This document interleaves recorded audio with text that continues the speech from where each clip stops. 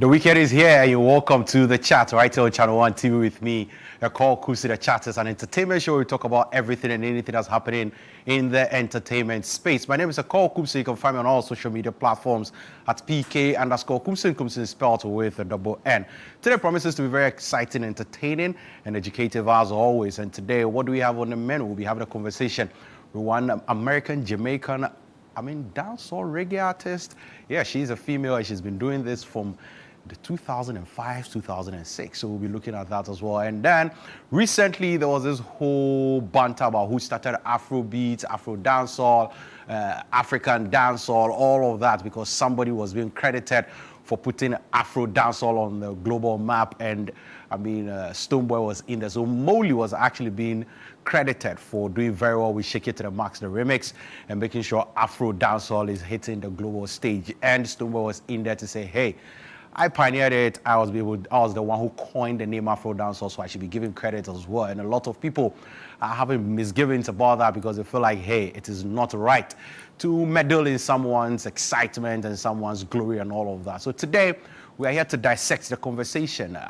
Who coined the whole term Afro-dancehall? Or is it even something that is worth celebrating or looking at? Or, must somebody receive credit just because they coined something? Or it has always been there, but somebody just made it popular and all of that? We'll be looking at all of that right here on The Chat. And then also today, we'll be celebrating a global icon. And I'm talking about my legend, my all-time favorite reggae musician, Morgan Heritage, but specifically Peter Morgan. Peter Morgan has been a trailblazer when it comes to global reggae music, and I really want to celebrate him today. Reason is yesterday was his birthday, and if he were alive, he would have, turned some 43, 44. So it will be good, and it's just in his rightful place that we get to celebrate him today on the show. So we're going for a quick break. When we return, we have more for you right here on The Chat. Stick and stay, we'll be right back.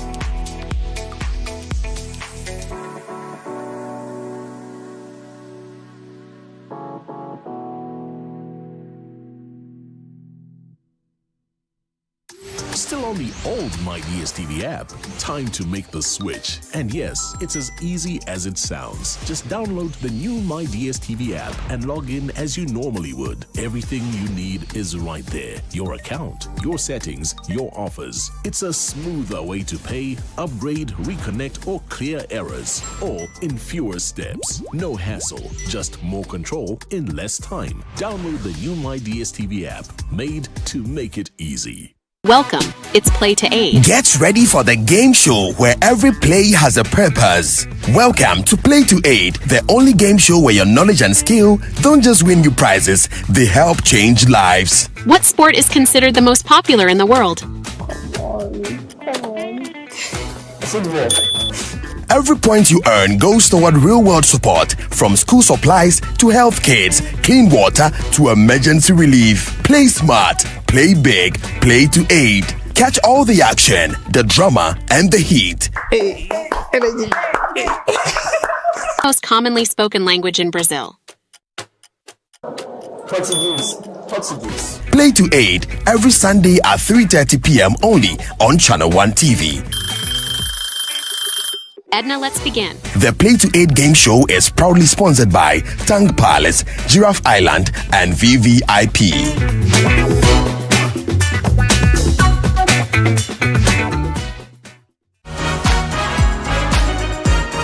Joining us this week on the Upside Down Show is the Miracles Abuaje. He's seen as one of the powerful communicators for his party. But did you know this about him? So when did you know this, my mother? I think that was somewhere class 4, 5. It was quite interesting. So one of my cousins, I think at that time, who knew, actually insulted me. I think I remember that time he called me a bastard or something. It's okay, it's fine. Of course. I went to the village at that time on vacation. Long vacations. Yeah. We go to the village, the cuckoo and all of that. Then we are not the cuckoo. I said, oh, but why is he calling me a bastard? When he found his dad, it was too late. So you never met that man? I never met him. I think the only time I met him, funny enough, was last year, August, September, thereabout. but I met his obituary. Oh, His he poster. died. Also joining us on the show is the IPD Academy.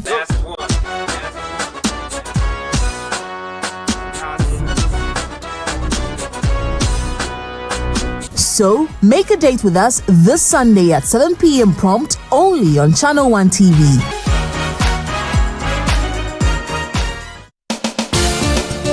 Where politics meets power, where the tough questions are asked, welcome to Face to Face.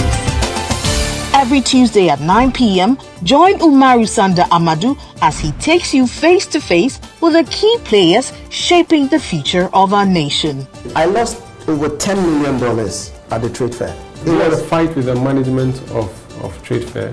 I don't have a fight with them. I just deplore the way they went about what they did. Let's talk about the chief prosecutor of the state at the time that you were being prosecuted, Godfrey Yeboah-Dame, the Attorney General. Yes. I think he was directed to jail us. By who? By the system. Boko has been a failure for your government, though. Can't be a failure. You have not solved it. No, you are not praising them, the previous government for solving Yende, which was even a more difficult case. It's quite obvious that from these votes, the people felt that let's just let you go. So they were disappointed in us. You are essentially the worst government in the Fourth Republic. I don't know how you are doing that. If you based on the indicators. Yes, based on the number of people who refuse to come and vote for you. If that is your analysis, then why not? No filter, no boundaries, just the truth behind the headlines. Deep, bold, and unflinching. Face to Face with Umaru Sanda Amadou airs on Tuesdays at 9 p.m. only on Channel 1 TV, where politics gets real.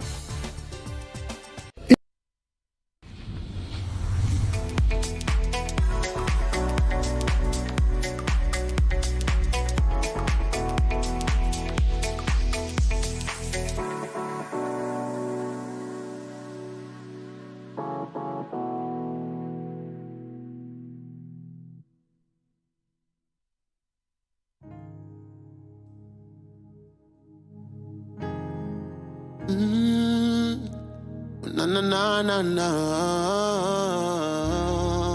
Yeah. Baby, you be the finest. Is it because about you designer will make you feel like say I don't do right? I just be generous, Mariana, just because you still be my numero. No, I never play you for a fool, but you see right through me. Yes, I know. And if you don't believe them lies, so baby, just realize. So that's on me, on me. I love you when you lie to me. That shit feel like therapy. I love you when you lie to me. Oh, Lord, oh. That shit feel like therapy. Therapy, therapy, yeah. Biggie bam, biggie bam, biggie bam bam. Biggie bam, biggie bam, biggie bam bam. My baby be the finest. My baby be the finest.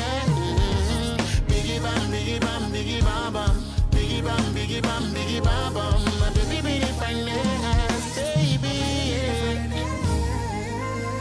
You used to do the freaky things. I still wanna do nasty things.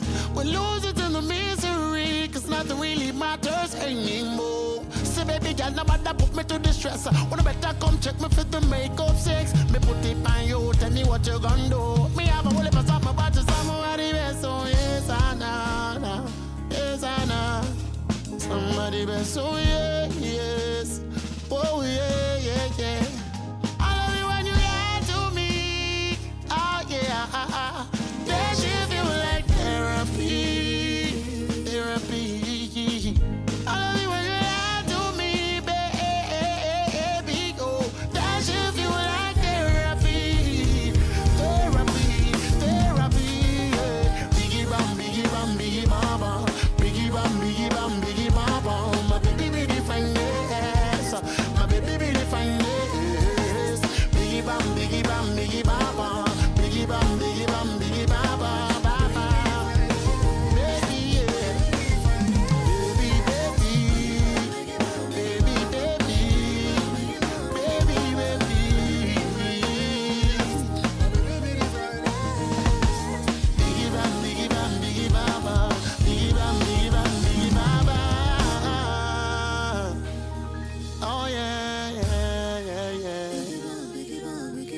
biggie bam bam, biggie bam bam.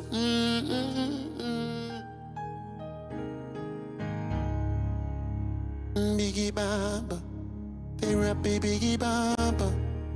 Boom.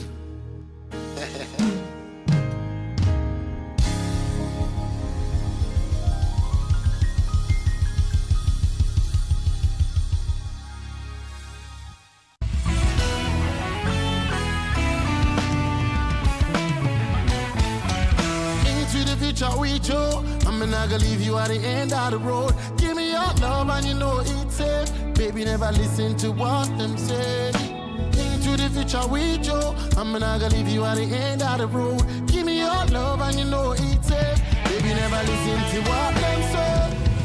Biggie has something with the sweet and ginger. She never gets him mad and sick. She call me every man, said she tired of the mac and cheese.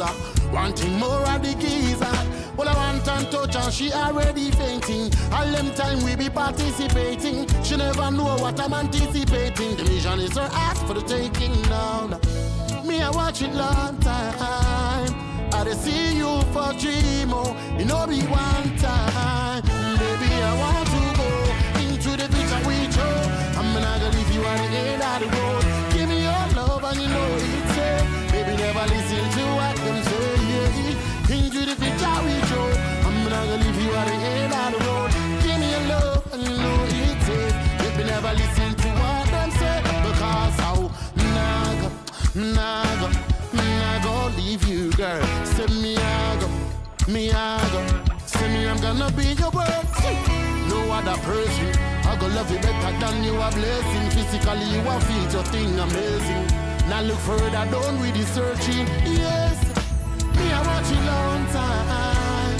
Gotta see you for dream, oh. You know be one time. Maybe I want to go into the future with you. I'm not gonna leave you at the end of the road. Give me your love and you know it's safe. Baby, never listen to what them say. Into the future with you. I'm not gonna leave you at the end of the road. Give me your love and you know it's safe. Baby, never listen to what them say. Because guess what? Me nah go leave you, girl. Say me I go, me I go. Say me I'm gonna be your world, be your world, be your world.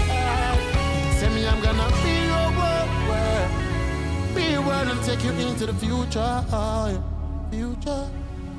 Yes, we're not glitching right now. We're not glitching because we're clearing your eyesight. You don't know. Glitch Africa. Yes, I go by the name Stone Boy, the Beam Nation president from Ghana, representing for Afro-dancehall and reggae music. And you are watching me live on Glitch Africa. Don't forget to share, subscribe, and like this version. You don't know, Stone Boy. Beep. You're welcome back to the chat right here on Channel 1 TV, and that was such a good and a beautiful performance from the reggae dancehall and Afro dancehall artist Stoneboy, who has, blazed the trail when it comes to music in Africa and Ghana and even the world at large. He's been very, very good at doing that and actually putting Ghana on the map, being at the forefront when it comes to conversations around Ghana. But today we're having a conversation about the origins of Afro dancehall and all the shenanigans going on with Stoneboy involved there. Because recently, Molly's Shake It to the Max was, big on, or it's actually big. Right now, if you check Shazam, it's the #1 Shazammed song in the world. And Stoneboy made a comment about it, which a lot of people have been unhappy about. So today I have here in studio one of the OGs, one of the oldest G's you would understand very soon. I have Daddy Bosco here with me, and I have Nanayal 18 also here with me. How are we doing? Great. We are okay. We are good. We are okay. Are you sure you're fine? Yeah, we are good. Yesterday I saw Daddy Bosco in town, but it was like, bah, and I didn't see you again. Yeah, sure. Yeah. It was a memorial for Nene. Yes. And that was such a good and beautiful piece, actually. The band played, the native band, right? The native vibe. The native vibe. It was such a beautiful piece. I enjoyed it so much. Yes. And we're also there for the birthday of our boss, some events. So yeah. Yeah, so I saw him there. Yeah. Saw him Tomorrow there. is his birthday, but we started the celebration yesterday. Okay. So we are still in the Pretty celebrating cool, mood. pretty cool. So happy birthday to you, man. My CEO, Samuel Atamets, are such an awesome inspiration to many in Ghana and the world at large. We salute you. How you doing, Nanea? I mean, how was your Friday yesterday? Media work. I got off work, went straight home to go and sleep.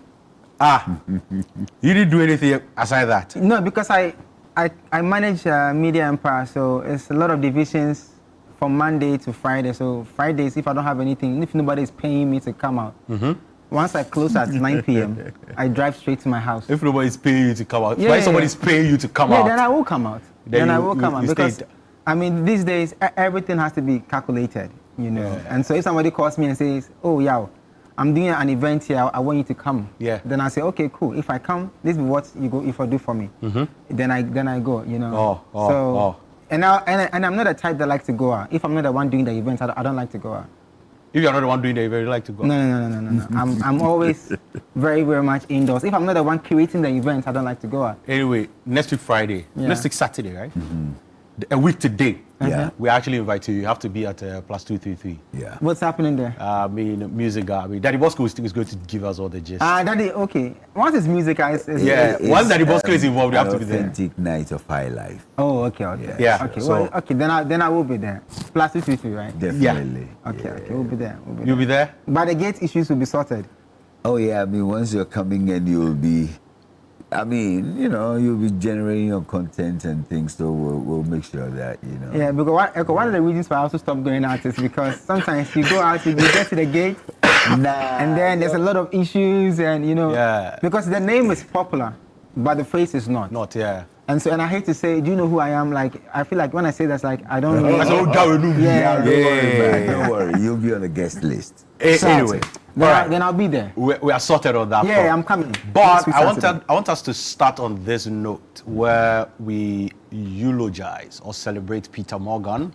Yeah. Yesterday was his birthday. Okay. And I don't know, I mean, Daddy Bosco, I know you follow him so much, but for me, it's the day ahead of his passing was like such a strike, because I remember very well 2018, 2019 when I used to know Down by the River like a long time ago, but I chanced on this live performance from the band and I loved it so much, and I never knew I could have the opportunity to meet them in any way, shape or form. But you know, I love the band so much that I would listen to literally every single performance of theirs. 5 years down the line or 4 years down the line, I get the opportunity to host them right here in the studio.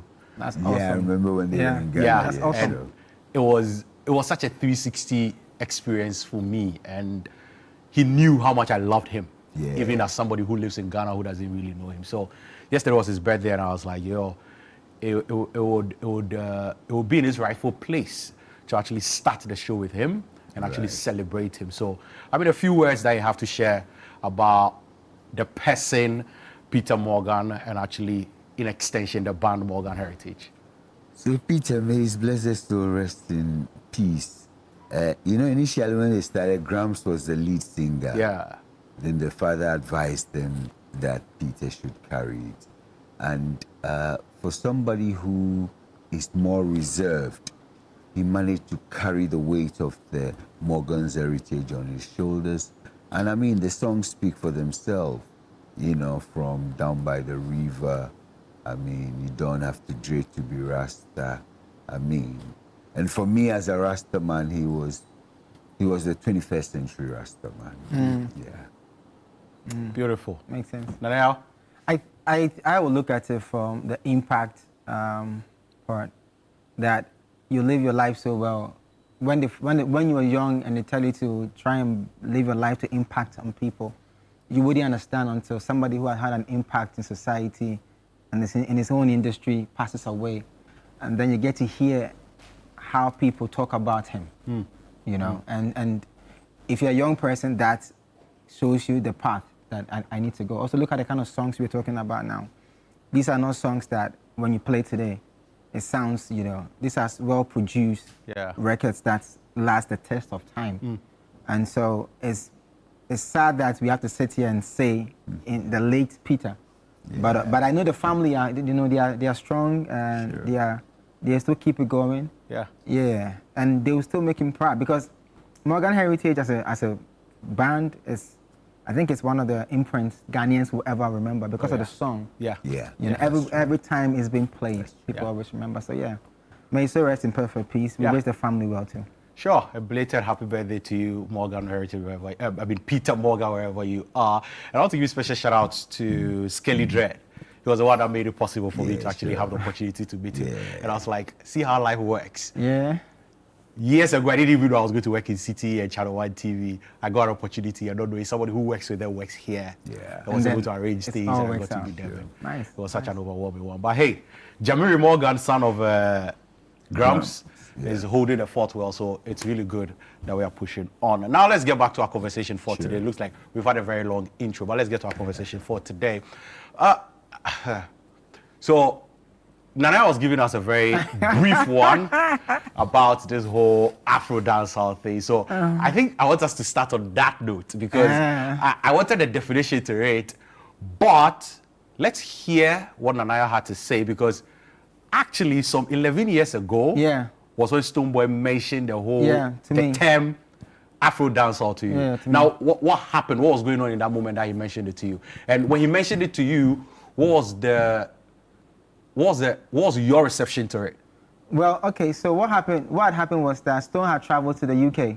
I think it was his earliest travel to the UK for a show. And his team, Richard, Black City, and Carl, they called me and said, Nana, you know, you had to come and do a special feature on Stone. That time, Nana 18 was the biggest blog in the country. And so if I come and I cover you, you get a lot of buzz on it. So he didn't even know I was coming to the airport. You know, so I get to the airport, we do the interview, and then I asked him, you know, what happened in the belly of the beast, which is, you know, when you travel outside. And then he started talking about, you know, how it was 6 months, you know, working with people, Gappy ranks and all those things. And then I asked him what kind of music was curated at the time.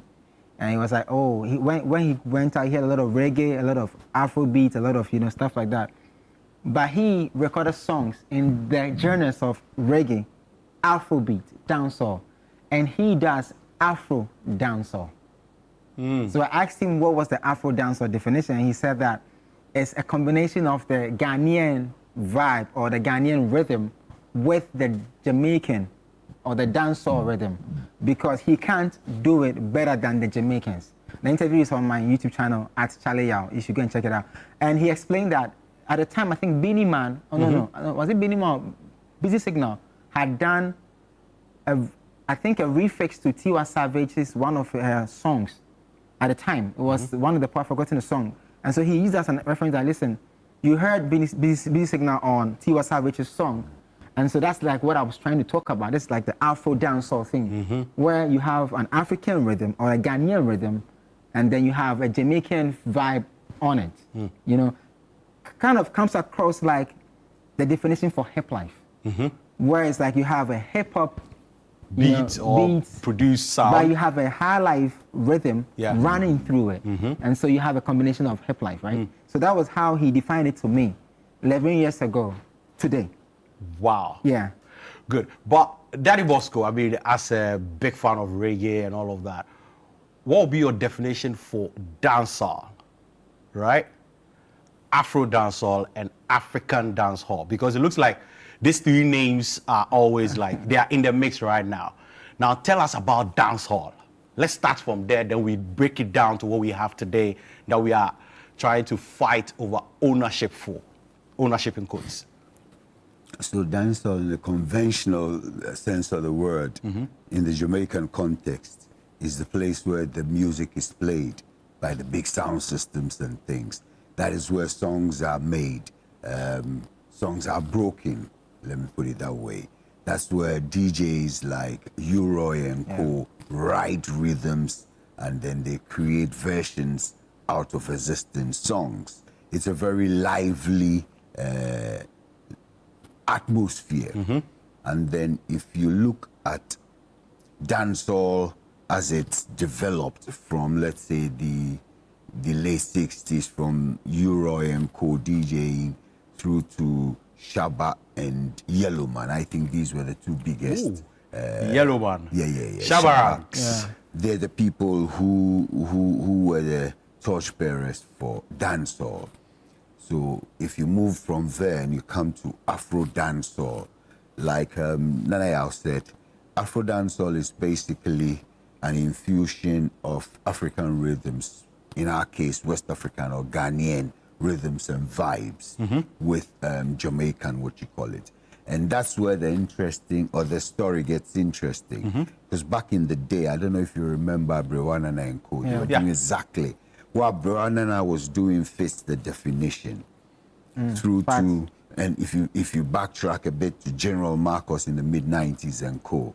General Marcos is a guy who made reggae pretty relatable when he took Buju's big hits and sang them in Ghana.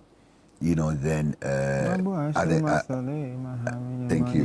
And then you had your guy Rutai doing stuff with Reggie. Yeah. And so those acts fit the definition. Now, if you come forward to African dancehall, it was Samini who brought forward that kind of phrasing. Don't forget, Stonebwoy is a graduate from the high-grade family. Exactly. You know, so for me, it's a natural progression that he would come up with the term Afro-dancehall to crystallize the description of the genre.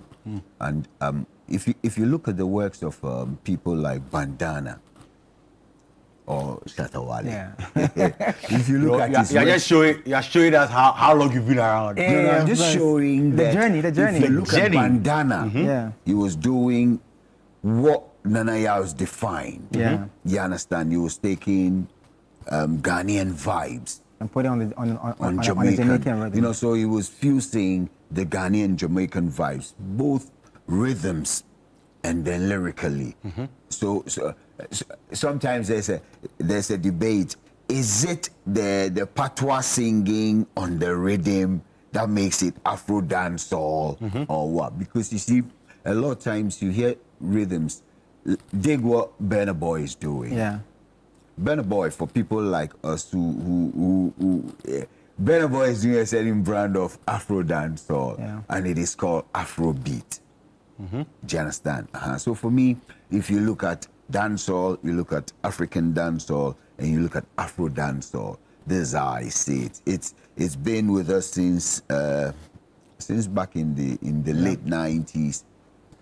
You see, sometimes when a conversation is had, people like Yogi Doggy, I just wanted to say Sonny who are Bali, actually the grandpapa, the pioneers. You know, they paved the way for likes of Samini. We need to pay respect to them. This conversation has been had in Zimbabwe before, when they do Zim dancehall. Okay. Oh, okay. Zim dancehall. So would that also qualify as a genre? So Zim dancehall had been around for a while until 2006. One of the guys branded it. Is it Buffalo Soldier? No.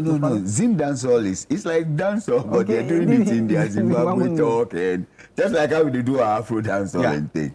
And then Beanie Man said, he branded Zim dancehall because he had a big show in Zimbabwe, and when he got there, he saw it, and so it was like Zim dancehall. You understand? So for me, Stonebwoy credits, but you see the story of Afro dancehall. Unless somebody like Nanaya would like to say we're talking from a certain era or time, when it was first mentioned or popularized. Yeah, I think that if I may, I think what Daddy said is very true, but also being around working with artists around that time, I never heard any artist, even the names that Daddy mentioned, calling themselves Afro dancer. It was hip life. But you see, the fact that I don't call myself doesn't mean that I'm not doing that. No, it's fact. I'm just saying that. No. That is why I said that your definition fits something that had been in existence. Yeah. You know, because I've been around the time Abraham Adams around. I've been around managing artists around that time. You know this. I don't know if you know LA. You know LA, Latifah and Ansoa. Yes. So those are my first female group I ever managed. That's the early 2000s, right? Yeah. Early 2000s? Yeah, the early 2000s. So those are the two female groups I they say watch it, can't say watch it. But I was telling you before we came on set. Yeah, like, you know, sometimes you don't because, I mean, he's not growing any older. He still looks the same. Like, this is how he's been looking for, like, when 6 years ago or 5 years ago when we met. I think even 10 years ago. Yeah, he has not changed. No, he's just started graying. Graying, okay, that's the word. The hair, he did the hair inside, but we keep on But you see, when he begins to talk about the things he's done, early 2000s and all of that, they are like, yo, like you've been around for a long time. No, we've been around. We've been credits around. to you, actually. Yeah, and I don't know if you guys remember this group, Black Suede, Diojo, and Mr. M, Diojo and Mr. M. Mr. M was doing what that he was describing, because I used to take him to studios and we meet Abuanana, we meet all these guys, we used to record. But at that time, the most popular genre was Hip Life. And so we categorize all of them under Hip Life. So it means it's likely at that time it was being done, but then they didn't find a name for it. It has always been done. It has always been done. It has always been done. I mean, a lot of young cats don't even know the work that Rutai has done in the country when it comes to reggae music and this whole African dancehall music, right? Rutai, man. Yeah, but if you go back to the likes of Terry Bone Chaka, he fell in line. It's always been done. But that time, even though dancehall was the ish thing in Ghana, hip hop was the dominant, you know, in the country. So hip life was a subgenre under hip hop. So everybody categorized themselves in what is working. It's like the now Afrobeat where people are now saying I do Afrobeat instead of saying I do high life, because Afrobeat is what is leading the conversation. So they want to be part of the conversation. So it's always been there. I think 2006 it was when officially Samini did a song with Tick Kangaroo. And then he said it, categorically, like he said it, like in the song, that welcome the king of African dancehall. Until then, Samini himself was boxed as a hip lifer. He was a hip life artist, and he was the most featured hip life artist at the time. And every time he was on a song, it was a hit song. And people were actually, like, you know how Sarkodie now says, back with 10K. Back then, when Samini says, boy, it's expensive. Very expensive. I'm talking about the pre-Linda era and after Linda era, right? And so, Samini, for me, being around in the industry for so long, I've hung around Akuma Village a lot. I've worked with a lot of young dancehall artists like Vibrant Fire, you know, so I've gone around the Akuma Village a lot, having interviewed a lot of also the young cats like I1 on Vibe FM, work as a producer and all those things. Yes, I have never heard for a long time. I have never heard anyone come out to say I do Afro dancehall. That's right. All right. Now, let me just put this conversation in proper perspective. So this is what actually Billboard posted. So Billboard was celebrating Molly and said, tagged her and said, Molly is shaking it to the max with her Afro dancehall smash, which has now spent 6 weeks at #1 on the US Afro Beats Songs chart and cracked the Hot 100 at number 55 with global co-signs from Davido, Ciara, Victoria Monet, and J-Hope, plus a remix on the way with Vybz Kartel and Steph London. The Ghanaian star is owning her moment. Great. And then, because when I say I want to put it in proper perspective, and then Stonebwoy quotes or screenshots, posts it, and then goes ahead to say, a name originated by Stonebwoy. Let it be etched in the books of history. Afro-dancehall to the world and beyond. Then goes ahead to acknowledge Molly. Molly forever shaking it to the max. Now, Billboard Hip Hop, thanks for the recognition. This will inspire many more youths to create in freedom in the name of Afro-dancehall as they blend various styles of African music from the continent. That's high life, juju, hip life, bongo flavor, amapiano, Afrobeat, etc. and dancehall music together. Do you get? So I just want us to put it in proper perspective. So are we all agreeing that it has always been there, but then somebody actually put a name on it and popularized it for everybody to agree to it? Well, from where I sit, I think that's what is happening. Because if I do a certain type of music and I don't want to create another genre for it. And so I look at what is happening in the system and I add myself to it. So I'm talking about the early times where hip life was a thing, right? Everyone that we have mentioned here, from General Marcos, Sasha Marley, all these amazing acts that we have mentioned here, at the time, it's either you're doing reggae or you're a hip life artist. Sure. So that's one thing I know. That I hardly heard anybody say I was doing Jamaican dancehall. Dancehall, okay. Because the Jamaican dancehall was not as popular as hip life at the time. And even if you were calling yourself a Jamaican dancehall artist, the media will box you and put you into the hip life category because that is what the media knew and appreciated at the time. And so maybe there could be a few cats out there who were doing like the dancehall and everything and calling themselves dancehall artists, but whenever you release a song, the format, the structure, the framework was always hip life structure. All right. Now, that was cool. One thing I want to understand is that's defining a genre give you any form of leverage, say locally, globally, all of that. That's saying, okay, I am this kind of person, give you any form of leverage, because it looks like that's what a lot of people are having like contention with. So what it is some musicians like to be boxed. Some don't like to be boxed. So some like to brand themselves as this sort of musician. I'm a reggae artist, I'm a this. Some like to say I'm a musician. So they express themselves anyhow they feel. I think it's a personal thing, you know, and if you look at the message you read, so for Stone Boy, it's a form of identification for him. Do you understand? Don't forget that things from Africa is the new wave. So if there's Afro beats and it's been applauded, then why not?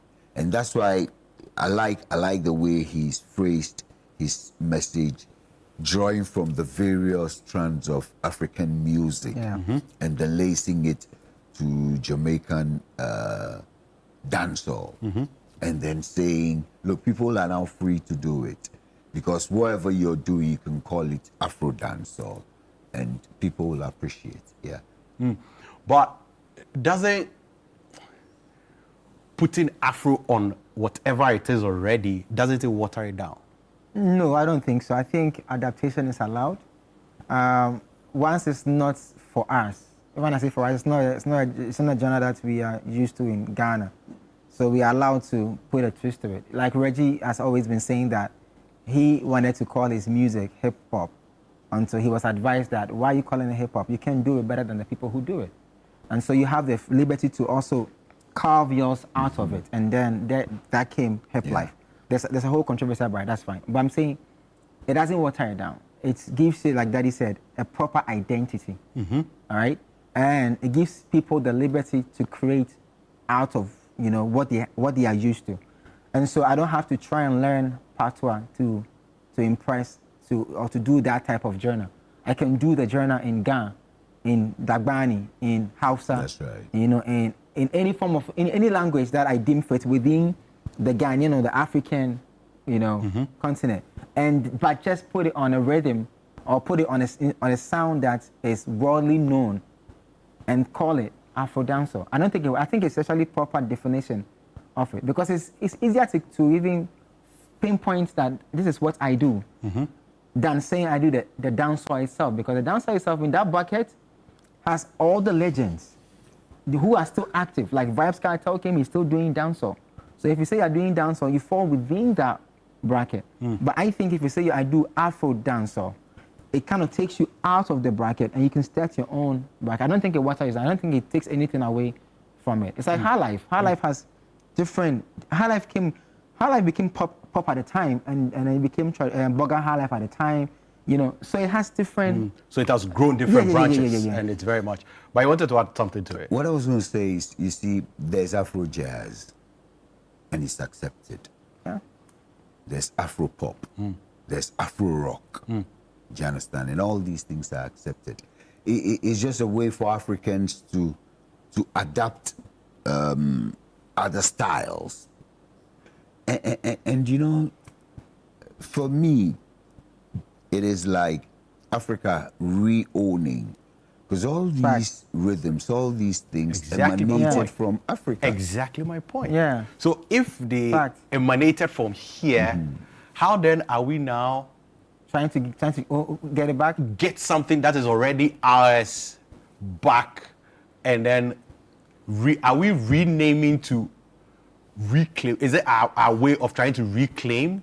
Because I mean, the ship is sailed.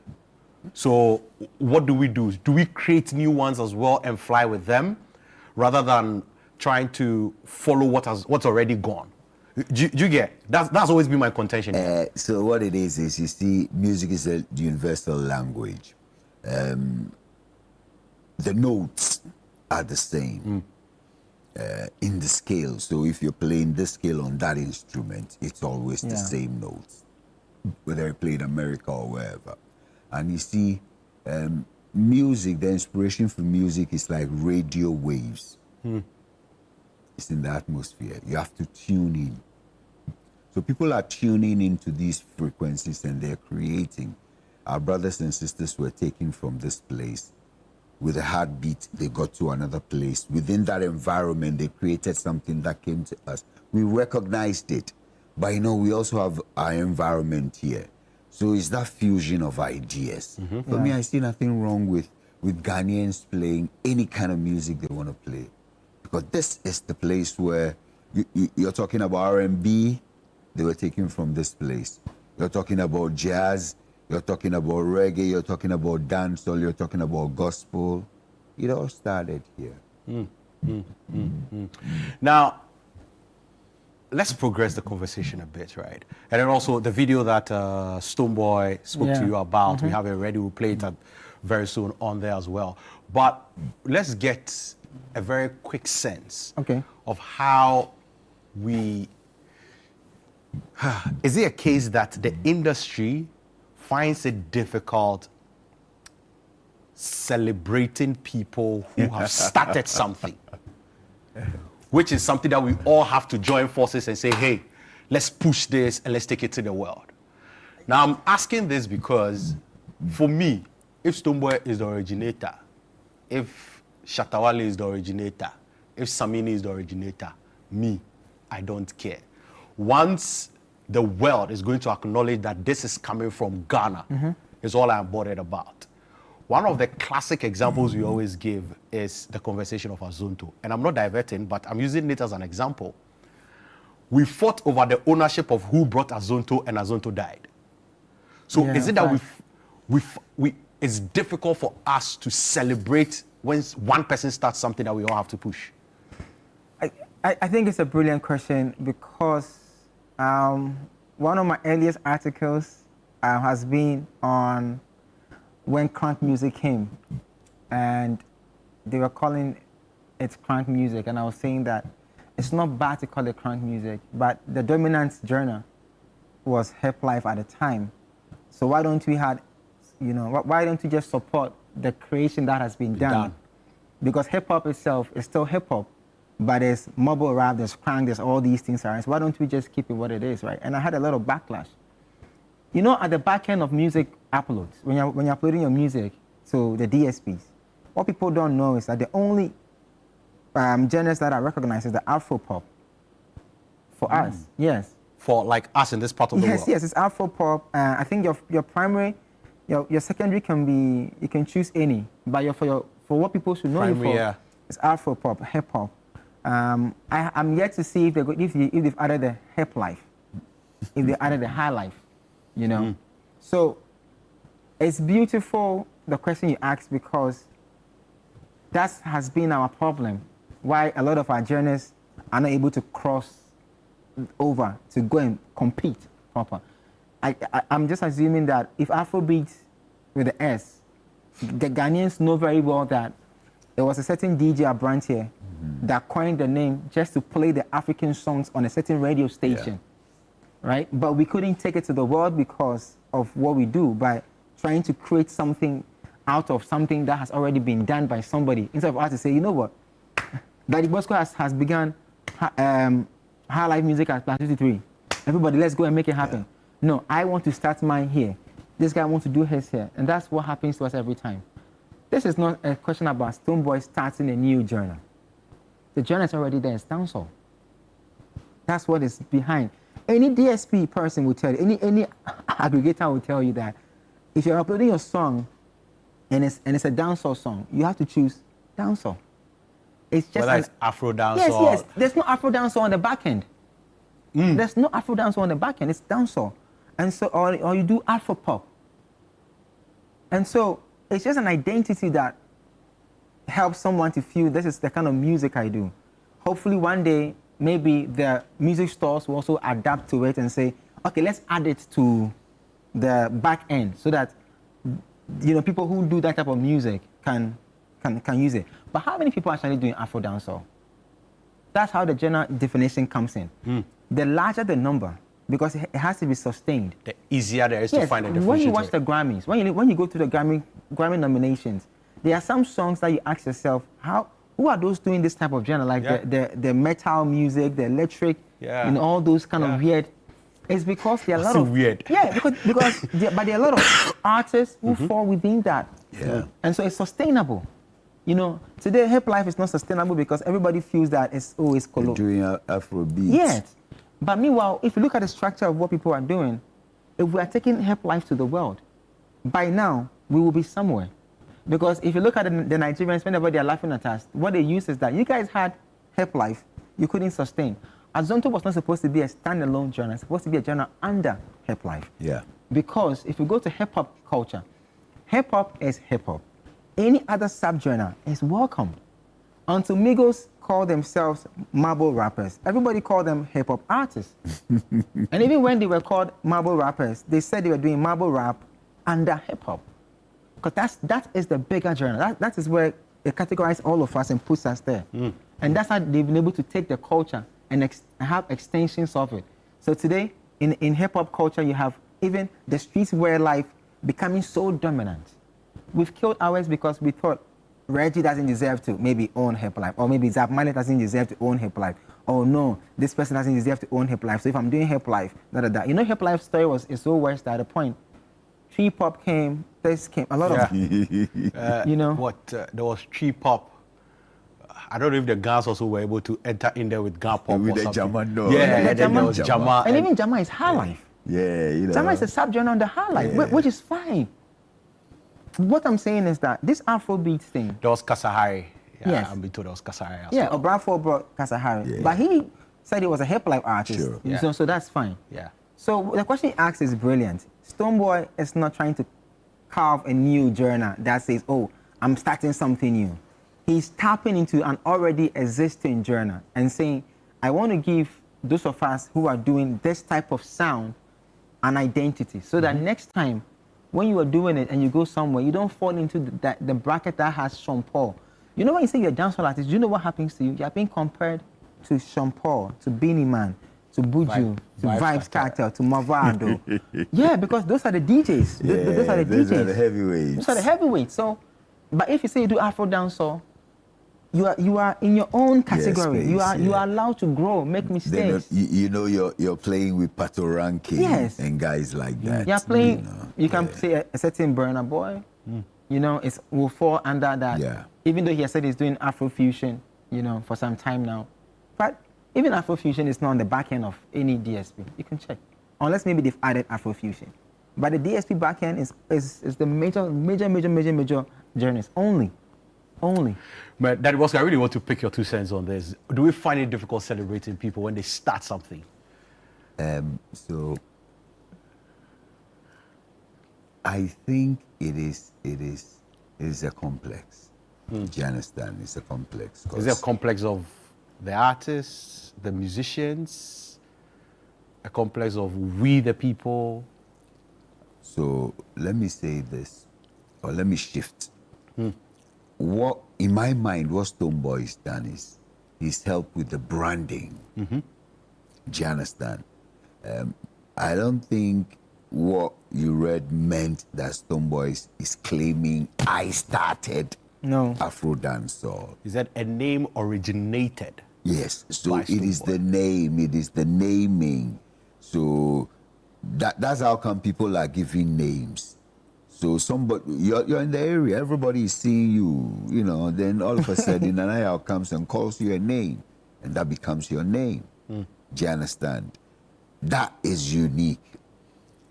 If you look at what you were saying about Azonto and what Naya was saying about hip life and the fact that we didn't support it, I think it's because of the lack of identity. You know, so that we can say, look, our forebears brought us high life. In our generation, or in this generation, it is hip life. That's what's happened with reggae. In Jamaica, they had the various genres until it metamorphosed into reggae. And reggae gave birth to dancehall, which has all these kind of lovers rock, reggaeton. But they're holding on to these two things. It will take intentionality for us as a nation to say, look, we want to compete, we have these options. We still have our high life, which is doing well. And then we can continue with the hip life. And then, you see, because Afrobeat is a West African thing, Afrobeat is, Mr. Simons will tell you, Afrobeat is high life minus the guitars. Yeah, fact, yes, which is true. You know, high life minus the guitars. So if we can say, let's stay within this space in terms of branding so that we can ensure growth and sustainability, then it's an intentional thing. Beyond that, then it's like all play all.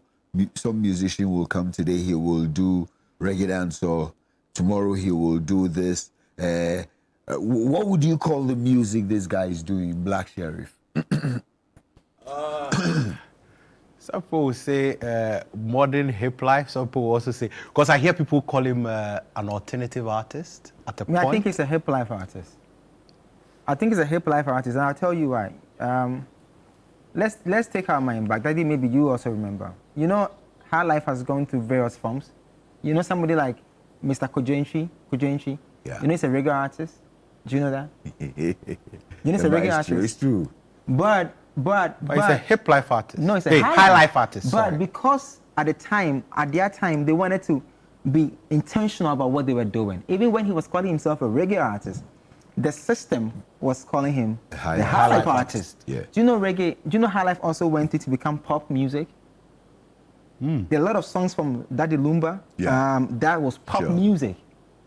Charles Samoa. Pop music. It's like typical pop like Europe pop music, because we had a lot of Western European influence because of the mixing from Bodu's Tiger and these productions from this Europeans. Germany, So there's a lot of pop that comes with it. But at the time, it was an intentional thing. So they call themselves high life artists. Even when the late Nana Ampem, George Dakon, may so rest in perfect peace, brought the Bogger high life, right? He added the Bogger to the high life. That's how I see the Stonebwoy conversations. Like, I'm tapping into an already existing genre. Yes. But then I want to give it an identity. Yes, identity. That will stick with us. Yes. George Dakon could have just said, I'm doing Bogger music. But the system said, no, we are going to call your music Bogger High Life. You get what I'm trying to say? Yeah. I think we've lost that. I think generations upon generations, we are losing that central control when it comes to intentionality about our creative art. We are losing it bit by bit. Today, somebody will tell you, I don't want to be part of this union because they are not doing so and so for me. Somebody will say, I have a liberty to do this. I have a liberty to do that. But that is what is weakening the roots of our creative arts industry. You know, I can wake up one morning and say, from today, I want to birth a new music genre and pay an artist to do a song and call it NY Beats. NY Beats or something, NY Music, right? And if I can defend it, if I have friends in the media who grant me interviews, if I know producers on television stations or radio stations that can give me space to put my artists there without somebody putting the artist in check. That's my problem first. when I come for an interview as an artist and I say I'm doing a certain genre, that doesn't fall within what everybody's used to. Nobody puts the artist in check. They allow it to go and they call it freedom of expression. No. Yeah, because we are not in a world. Rakim, them in hip hop. When you go to the hip hop culture, all these OGs, the Rakim, the Parks, and then the Biggies and the DMX, may so rest in perfect peace. All these legends that have, those were the pioneers of the hip hop culture.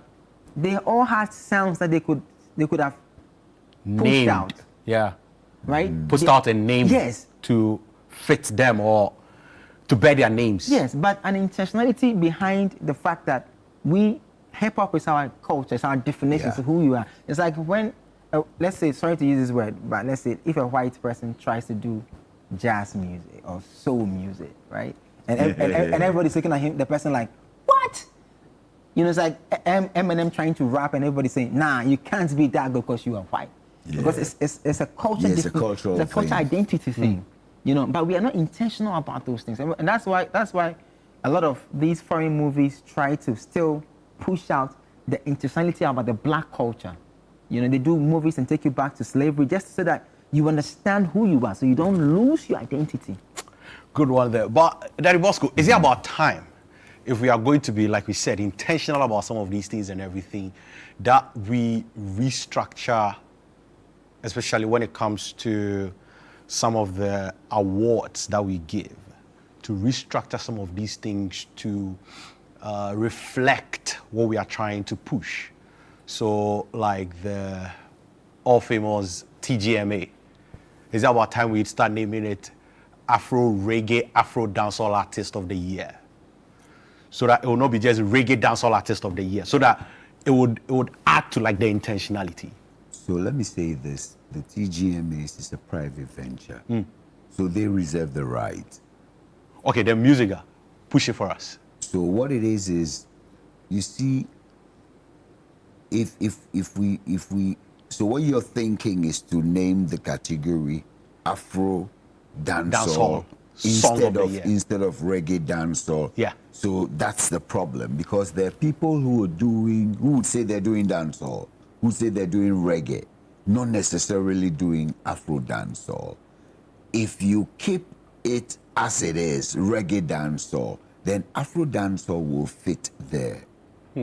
But then all the people that are doing it in Ghana are doing dancehall, but then with like local beats or African beats, right? So the category is not just for dancehall, it's for reggae. So there are people who will tell you they're doing reggae.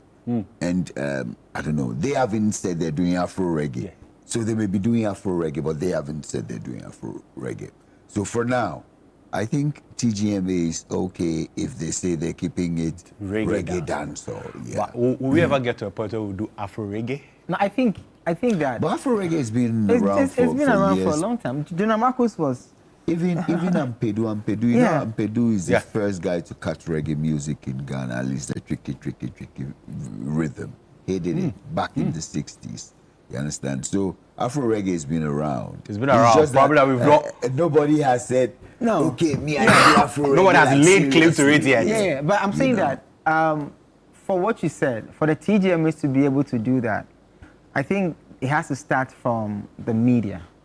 Like I said, let's do a little throwback, right? What type of genre was Okomfo Kwade doing? Wasn't it Hip Life? Right? And he had a chance to even give it a name. But at the time, media, whenever the song drops, we make sure that you stick to the... because before I can play, back in the day, we used to do the playlist. So a DJ will have a playlist before he goes on the show. And so if I'm supposed to introduce a song, I can't say, and you may free a day and day and day. I will say what everybody knows because I'm in a hurry to go, right? So I say Hip Life song from Okomfo Kwade. Yeah. Now that's what we are missing. So if we want to change it, the artists, they need to be checked, you know, and that also will affect logins and will affect structuring of radio and television stations, will affect production of shows because producers now are young. And so young Gen Z producers doesn't have time to be checking A and B and C. He doesn't have the time. You know, he has to just do the show, so he's doing it. So I think it's going to take time but the media can help. Can help the artists to say, you know what? Even on the back end of all these music stores, what you are calling your music, you know, and I think maybe I have to do a little education about the payment system, so you understand. If your song falls under a certain dancehall, in that bucket in Ghana, they are paying Sean Paul from that same bucket. They are paying Binima. Anybody's song that has been played on Spotify, Apple Music in Ghana, under the genre of dancehall, they are paying everybody from that bucket. So it's not as if when you say you're a dancehall artist, it be very different or it be special. No. Everybody, they collect from that same money. Bucket. You know? So, for me, all these things are beautiful. Back to your hip life. Simple, man. Yes. Because we're doing hip life so well that our Nigerian brothers, they were confused. Yeah. They tried to sound like us. Yeah. Hip life was so, when I travel back in the day with artists and we say we are Ghanaians and we are doing hip life, do you know the pride that came with it? Like, wow. You know, but we'll be okay. Anyway, good one. But if you watch the screens right now, right here in studio, we have the video of Nanaya and Stonebwoy when he met him at the airport some 11 years ago. We've actually tried to grab a screen grab so you get to see how many years this has been. Let's hear what Stonebwoy had to say in this video to actually affirm all that Nanaya was saying right here in studio.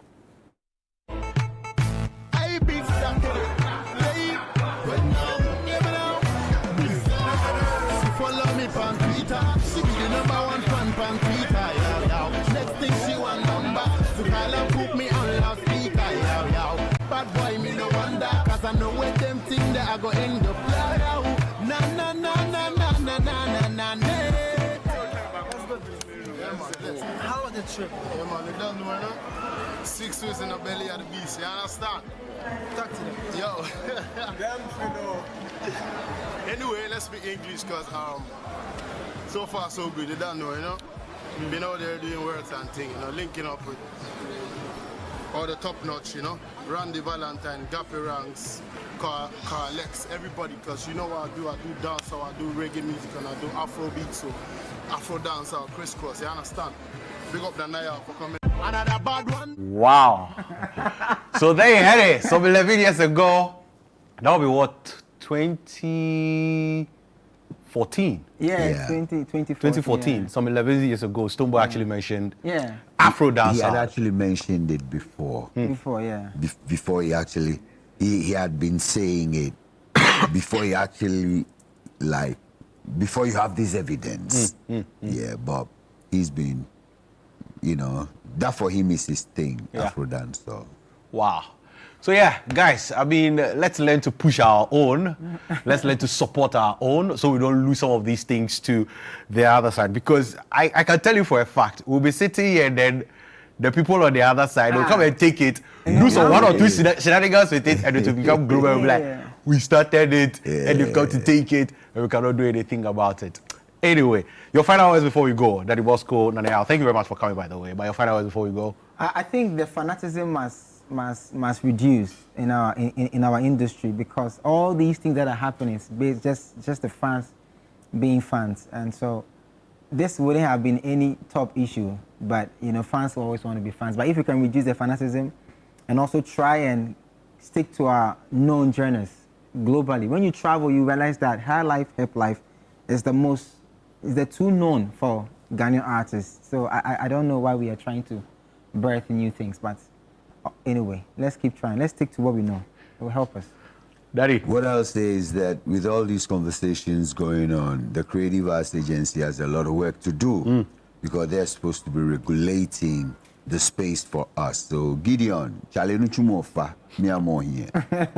All right, and next week Saturday, something is happening. Yes, I mean, you need to invite all of us to be there. Sure, everybody's invited. Quickly in the next 30 seconds. I mean, So it's the authentic night of high life, a +233. We have Pat Thomas on the bill. And you know what we're doing? We're actually honoring Famia. Famia is the High Life Musician of the Year. So music is supported by GTA, National Folklore Board, and Charter House. We're going to give him a citation and a special prize. Wow. So next week Saturday, this intentionality. Oh, next week Saturday, if you don't see me here, I will be here. I'll be here before I go there. But if you don't see me here, I'll be there at the authentic High Life night, right? Plus 250, make it a point to be there. We'll go for a quick break or a return. I have more for you right here on the chat. Stick and stay.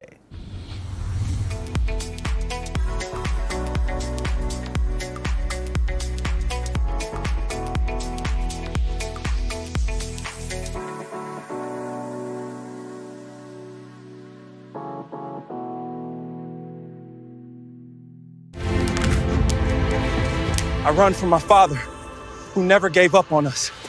Register now for the ABSA Black Star Marathon, because your story matters. What's better than your bestie? A bestie with blockbusters and bedtime cartoons. GoTV streams your fave soaps, sports, and the loudest laughs. No extra charge, just internet connection. Your shows, your vibes, your anytime, anywhere bestie. GoTV Stream. Download it now.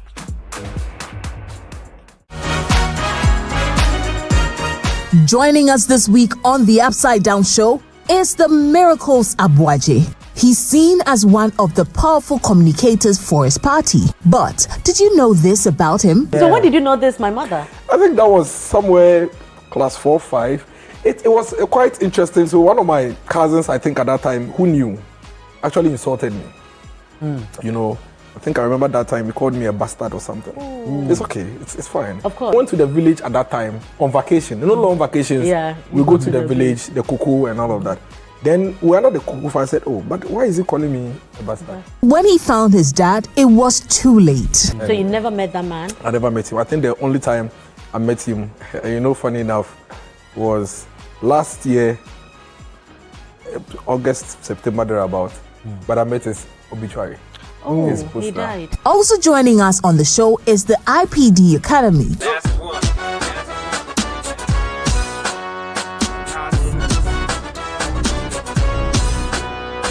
So, make a date with us this Sunday at 7 p.m. prompt, only on Channel 1 TV.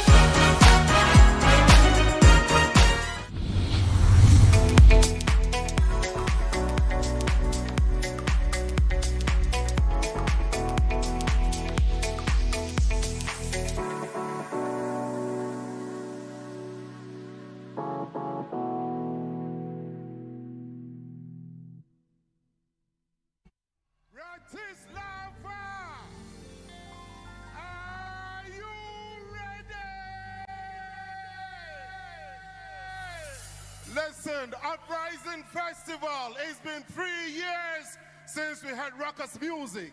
So let me ask you once more. I said, are you ready? Coming all the way from the hills of St. Thomas, Jamaica, this band is a multi-Grammy award-winning band. Uprising, make some noise for the legendary, the iconic, the ever-blazing Slovakia. Make some noise for the Trinity Morgan Heritage.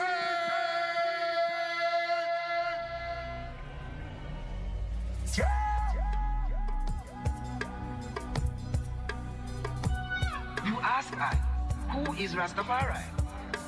Rastafari is sun, moon, and star. Rastafari is everywhere you are. Snow, wind, rain. Here comes Rastafari.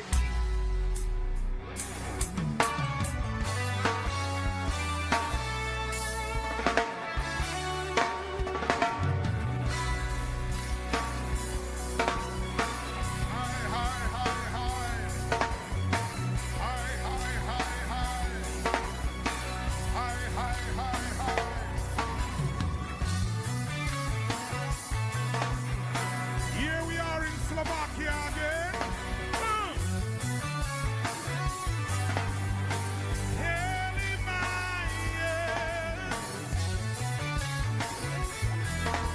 Rockers, here you go.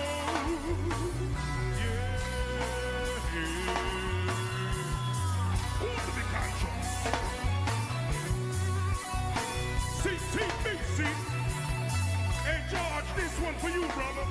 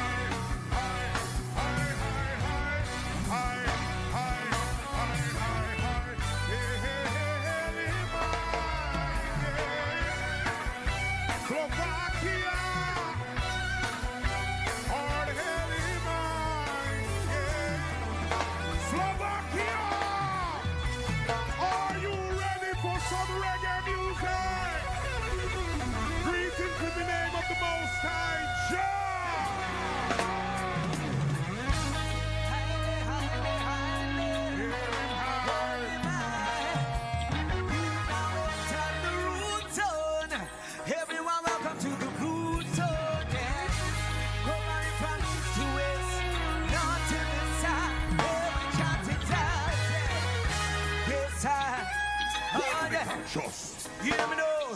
From me, I'm driving on my car. You hear it from afar. Roots and we are top it hard. When everything they pan a stage show, and this to be know. Roots and we are top it hard. So until they hand ya, and roots you are go get. Roots and culture, and this we now we get. So when I never heard moon and star over everything else, I say strictly roots. Everything we play has strictly roots. Strictly roots. Everything we play that's strictly roots. Tell them strictly roots. Everything we play has strictly roots.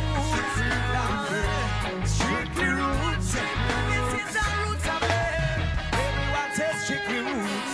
Strictly roots taking on me walk, roots taking on me talk, roots in everything me do from me back. So me not sell out the roots me don't feel. I strictly roots I and I copy proclaim. Tell it to every nation, this is a revelation. The roots embedded in the land, overstand. So no matter how them try, the roots will never die.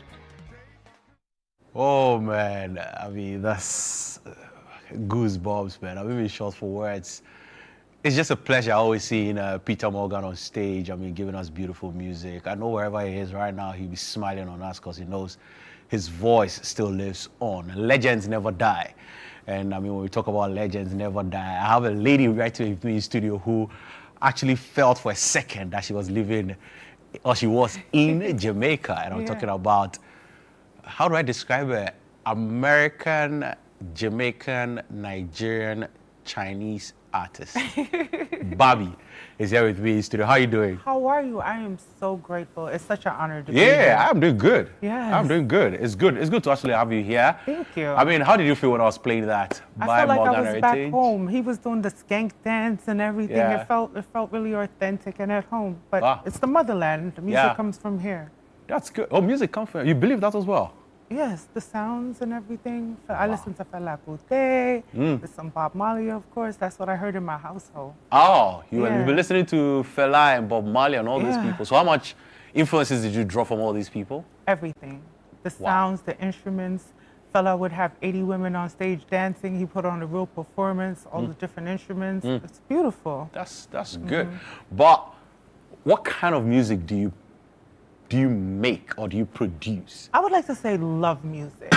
Music. Vibes music is another term I would use for it. It's a mixture of genres. Like I have songs that I do in Spanish, but my roots come from reggae. So with a live band, being able to just get into the booth and being able to be in Jamaica. My cousins, they worked up at Shaggy Studio. They engineered there. So being able to, if you're quiet, and then you're in the back, you get to hear some of the greats creating. So I was inspired by a lot of reggae as well as dancehall. And how many years ago are we talking about? From about 14 when you go back and forth from summer vacation and you're there and you're in the studio and they're engineer and you can't sit down and you're quiet and you're observing, you're learning, they throw you on things. So was that a learning process for you, like being around music pretty much all your life? I loved it all my life. And then gotten into it. Now, when did you decide to say, okay, I think it's now time for me to start commercializing it and start making money out of it? Because a lot of people are like, oh, I've been around music, but I don't want to go into it. I want to focus on other things. Were you actually studying music when you were in school? Definitely. My father always cultivated all his children's talent, so he seen I had a spark for entertainment. So he put me in Isaac Hayes singing school in New York. Oh. He made sure I did pageants, talent shows. I was in a singing group. He drove us back and forth to our little gigs. So he was intentional about who you are today. Yeah. Wow.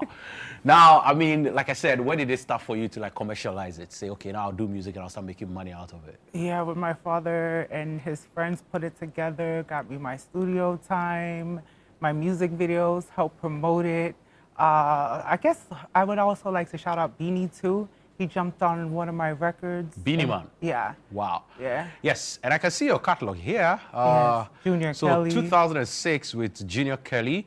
Then you went on to feature Trina, then Beanie Man, then Rock City. Yes. Wow. Yes. Those are like some really big names when Rock it comes to like City, you music. know. Yeah, of course. I mean, Beanie Yeah. Man, if for nothing at all, Beanie Man, I know. Rock I learned City, a lot I of I learned a lot of stage performance from that. Being able to read a crowd, be able to do corporate events, a dance hall crowd, how to speak to the crowd, connect with the crowd. But when you ask me about my music, I believe in society today, they're really putting men and women against each other. So Yeah. when I say love music, it's like I'm more so not downing the men, I'm bigging them up. I may call them out if in my music, and it's all about an emotional roller coaster. It's my music, so it's my journey. Oh, nice. Now you mentioned that, I mean, you are back home in the land where music. Yeah, and the all that. motherland. Good. Now, what are some of the genres that you know from here that you've been introduced to, that you've heard people play and all of that? Afro pop, army piano. I'm a piano, okay. And I'm willing to learn a lot more. Oh, okay. Yeah. So you know about Afro beats. Yes. You know about Afro-dancehall. Yes. Oh, that's good. Yeah. I mean, how do you feel about some of these things when you hear, I mean, music that you've known back home, let's say in Jamaica, Yeah. but then is doing very well in Africa and people are giving it new names? For you, as somebody whose dad is a Nigerian, mom is a Chinese, Jamaican, you've also lived in America. I'm African, but Yeah, continue. you are African. Yeah. You like to say that way. African Barbie. Yeah, I'm really proud of you for saying that. Thank How does it you. make you feel? Honestly, I feel like it's all the same and it all comes from here because I just came back from Colombia and I'm hearing Burna Boy, I'm hearing all different types of artists over there. They don't even speak English and they love the dancehall, they love the music, so it's all the same. You know the history of us. Yeah. So the music is inside of us. So I don't really mind all merging the music. I really think it's opening doors for all types of artists to express themselves in the manner that they feel best. All right. Now, what brought you to Ghana? Is this your first time in Ghana? No, this is my second. Your second time in Yes. Ghana. So there's something that you loved in Ghana that brought you back. It's the motherland. It's right around the corner too from Nigeria.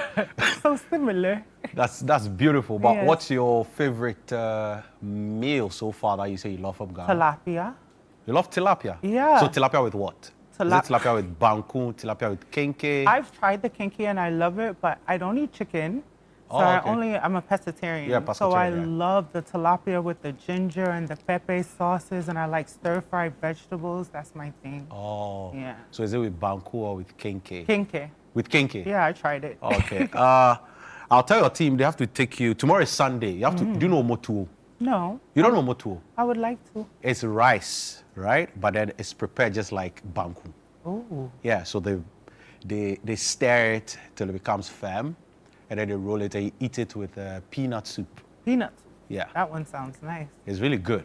I'll tell your team they have to take you tomorrow. Peanut soup. Sounds So you good. go enjoy that as well. It will be very, very good. But actually, what brought you? Are you working on some projects in Ghana? Oh, That's why what you're brought me here. here originally, I came with my mom last trip and we visited the OT region and we did this whole children day. I was in charge of the entertainment part, of course, played with the kids. It was beautiful just to see how you can impact their life and show them arts and cultivate their talents as mine was. So that was fun, as well as I got with some producers. We got to work out here. And like I said, Nigeria, Africa in general, my win is a win for us all. So just vibing with good people, being creative, met with a lot of creatives out here and working on the new project. All right. So is there any Ghanaian artists that you're looking to create music with yet? We boil back to that same thing of saying about loving everyone. Yeah. What feels right, because you never know where you're going to get a hit record from. Yeah. So what feels right is one step in So front any of the Ghanaian other. musicians you've met so far? I've met quite a few. Oh, yes. okay. Yes. All right. Who have you met yet? Well, so far, I know there was D Black. Mhm. There was, oh my goodness, please don't put me on the spot. It was a nice it's fine. young man But I can give you a yesterday. lot more. You know, Yes. we have Samini, we have Yeah. Stoneboy, we have Shatawale, Yeah. we have Sarkodie, we have Yeah. Kitty, we have Kwame Eugene, we have Kim Promise, we have Kim Kojo Promise, Black. I love her. You know about Kojo Kim Black. Promise? Of course. Yes. I we know have- the music. Yeah, we have Kojo Black, we have Black Sheriff. Black Sheriff, that's who I met. You know Blacko too? Black Sheriff. Yeah, Black Sheriff. Yeah. Yeah. I met him in the club the other night. I was like, I met him. That's good. So we have all these people, and we have Ara the J. I mean, Yes. the new school. Ara the J. We have Molly. We Amazing. have just name them. We have a lot. We have Jackie, Ifia, Jackie, all of amazing. them. Yeah. You know Jackie too. I know her music. Yeah. Good. So it's good. You need to connect with all these people. When I are you would leaving love Ghana? to. Well, it depends. Oh, you're enjoying it so much. You want to stay further. Once you're productive. That's good. So thank you very much. Thank you. Bobby, for being here. Thank you. I mean, what's the new music that's out that people should listen to? Well, you should definitely check out Start Over. We're going to be shooting the video here in Ghana. Definitely hit me up on social media. The Original Barbie, The Original BARBEE, no lawsuit for me. Definitely send me tracks, send me love, everything pretty. It's your girl Barbie. Shout out to Ghana. And that's how we sign out today on the show. I didn't sign out today. She signed out for me. So I'll see you next week right here on the chat. Thank you. Thank you. And it's been awesome having you.